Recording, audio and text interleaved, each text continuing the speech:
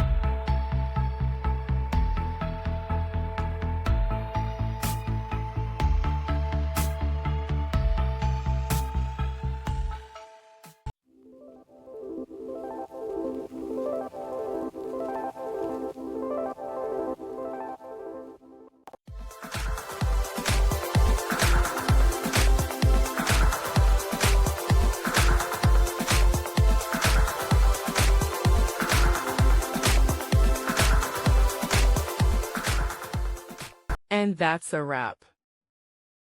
I hope you found the answer you were looking for. If you did, take a second to hit that subscribe button. It really helps out. And let me know in the comments which solution worked best for you. See you next time in the debug zone.